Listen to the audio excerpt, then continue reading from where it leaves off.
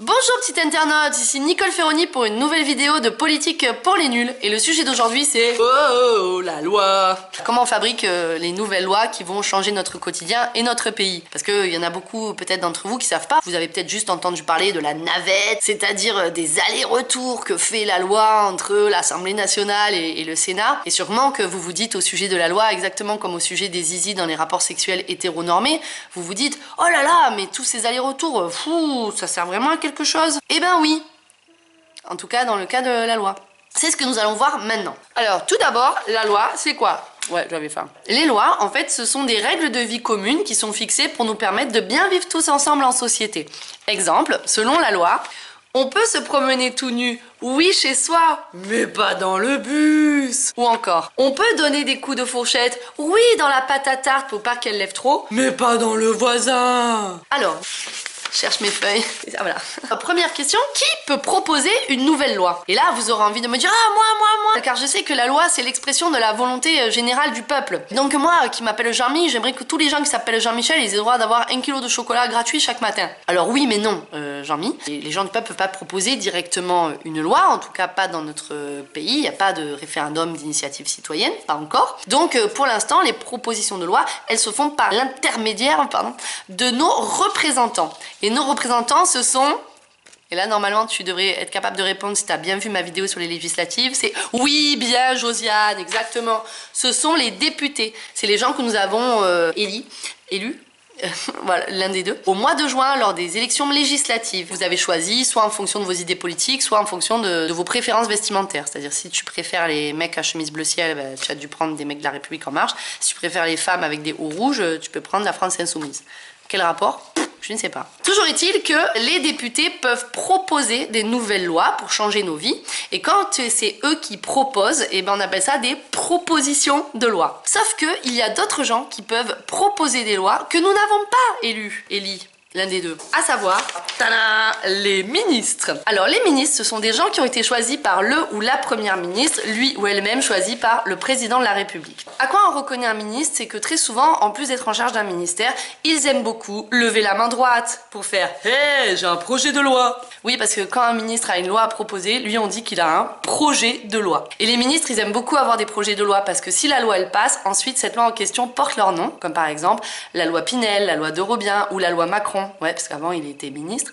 Et du coup, ça leur donne l'impression pendant des années que des tas de gens en France crient leur nom, ceux qui leur donnent l'impression d'être des rockstars, ceux qui n'ont pas réussi à devenir alors que c'est ce qu'ils voulaient être au départ.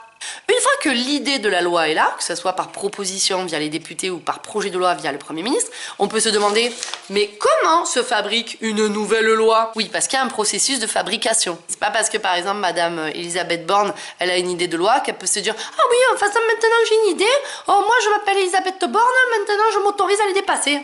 Les bornes.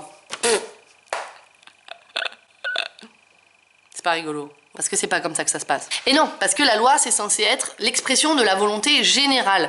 Donc en fait, il faut qu'on voit cette œuvre de débat collectif. Et donc pour cela, c'est... Wow! Pas du tout. Wow! L'Assemblée nationale qui va s'en charger. C'est-à-dire la réunion de nos représentants que je vous ai montré tout à l'heure, les 577 députés. Sauf que là, vous allez me dire, oui, mais Nicole, c'est par exemple le sujet, c'est un truc hyper spécifique, genre la construction des yourtes en domaine skiable. Vous n'allez pas me dire que les 577 députés, ils sont habilités à traiter de ce sujet. Très très bonne remarque, Jérôme. Effectivement, la loi, elle va d'abord passer par une étape de rédaction en petit comité fait avec des spécialistes. C'est ce qu'on appelle les commissions. Alors les commissions, il y en a de plusieurs types. Il y a la commission des finances, la commission de développement durable, la commission des affaires étrangères. Une fois en commission, ah, il y a un moustique. Les députés vont effectuer un travail en 3 phases, que sont le dépôt des amendements, la défense des amendements et le vote. Alors, vous allez me dire, oh, mais qu'est-ce que c'est, Nicole, un amendement? Eh bien, le terme amendement vient initialement du marseillais « à un moment donné, il faut bien que les choses elles changent ».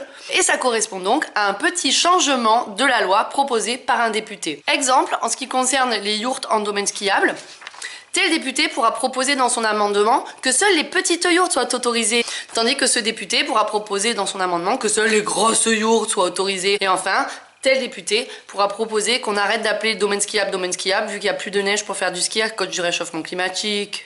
Une fois cette première phase de dépôt de proposition d'amendement faite, il va se passer ensuite la deuxième phase de défense des amendements, où chaque député va essayer d'argumenter auprès de ses camarades pour qu'on vote pour son amendement à lui. Ouais, votez pour moi. Et il s'en suivra la troisième phase, celle du vote, qui en général se fait à main levée et permet du coup de déterminer quels amendements seront acceptés ou rejetés et donc seront intégrés ou pas à la loi. Voilà. Bah attendez, parce que c'est pas du tout fini, hein. Une fois que ce travail a été fait en commission, les spécialistes de la commission, ils transmettent leur travail à... Wow. Non, pas du tout. Wow. L'intégralité de l'Assemblée nationale. Tous les autres députés qui se réunissent dans l'hémicycle afin de faire exactement la même chose en séance publique. C'est-à-dire que cette fois-ci, c'est les 577 députés qui vont proposer des modifications, donc proposer des amendements, et débattre et voter. Le plus souvent à main levée, mais aussi éventuellement à main rongée, parce qu'il y a beaucoup plus de stress. Et là, vous allez me dire, oui, mais Ferroni, excusez-moi, mais l'histoire du zizi, là, enfin, l'histoire de l'aller-retour avec le machin bidule, vous n'en avez pas parlé. Bien, Josiane. Et effectivement, le texte final issu de l'Assemblée nationale va ensuite être transmis à wow, son frère jumeau, enfin son frère demi-jumeau, appelé le Sénat. Alors le Sénat regroupe donc 348 sénateurs qui sont des gens que nous n'avons pas élus directement mais qui sont élus par des grands électeurs. Les grands électeurs, c'est par exemple les maires, les conseillers départementaux, les conseillers régionaux. Et ces sénateurs vont effectuer exactement les mêmes étapes de travail que l'Assemblée nationale. C'est-à-dire, ils vont se réunir en commission de spécialistes et 2, ils vont se réunir tous ensemble avec à chaque fois les 3 mêmes étapes qui sont amender le texte, argumenter leurs amendements et 3, voter. Une fois que chacune des chambres aura fait ça, vous avez mis des chambres de quoi? Oui, parce que ça s'appelle des chambres. Vous voyez qu'on est vraiment sur la métaphore de la sexualité tout le long, hein. C'est-à-dire une fois que l'Assemblée nationale et le Sénat auront fait ça chacun de leur côté, on dira qu'ils auront effectué chacun une première lecture du texte. Alors, moi je comprends pas pourquoi ils disent ça, parce que clairement, ces gens ne sont pas en train de lire la loi, ils sont en train de l'écrire. Ça c'est la politique, vous savez, c'est toujours pas très cohérent.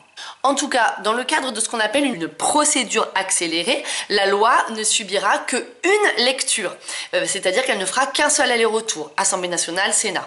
Ou Sénat, Assemblée nationale. Ouais, parce que je vous l'ai pas dit, mais en fait, ça peut partir dans l'autre sens. Mais bon, ouais, je sais, ouais, bon, c'est compliqué, hein. En revanche, dans le cadre d'une procédure classique, il y aura 2 lectures, et donc la loi fera 2 allers-retours entre l'Assemblée nationale et le Sénat. Elle fera Assemblée nationale, Sénat, Assemblée nationale, Sénat. Ou d'ailleurs l'inverse. Ouais, ça... Et vous allez me dire, et Nicole, qu'est-ce qui se passe après? Eh ben, il se passe après exactement comme dans la sexualité. C'est-à-dire que le plus souvent, les 2 partenaires n'arrivent pas au même point au même moment. Autrement dit, Assemblée nationale et Sénat n'ont pas toujours un orgasme simultané. Dans ce cas-là, qu'est-ce qu'on fait? Eh ben, on fait exactement comme dans un couple. Chérie, il faut qu'on parle. Ils font ce qu'on appelle une CMP. CMP, ça pourrait être l'acronyme de c'est le moment de parler. Mais CMP, ça veut dire commission mixte paritaire. Et c'est une commission dans laquelle on va envoyer des députés et des sénateurs pour faire la bagarre. Enfin, ou pour se réconcilier, plutôt. Alors, vous allez me dire, oui, mais Nicole, forcément que les sénateurs, ils vont se faire défoncer, ils sont 348, alors que les députés, ils sont 577. Eh ben oui, mais non. Enfin, oui, en fait, quoi qu'il en soit, ce sera toujours les députés qui auront le dernier mot. C'est toujours l'Assemblée nationale qui tranche. Mais normalement, dans le cadre de cette commission mixte paritaire, on envoie 7 députés et 7 sénateurs et ils essayent de se mettre d'accord pour un orgasme se mettre d'accord au niveau du texte et produire un texte qui soit vraiment le fruit de leur compromis. Et voilà, c'est ainsi qu'on aboutit à la fin à la loi. Enfin, sauf qu'après, elle doit passer par le Conseil constitutionnel et être promulguée par le président de la République et ensuite publiée au journal officiel. Et puis, il faut aussi les décrets. Ouais, bon, ça fera l'objet d'une autre vidéo. Écoutez, j'espère que cette vidéo vous aura été utile. Sinon, j'ai envie de vous dire cher. C'est pas vrai. Sinon, j'ai envie de vous dire merci d'avoir tenu jusque-là. Et à bientôt pour une nouvelle vidéo. Bisous. Monique, tu dis bisous? Là. Ouh, Monique.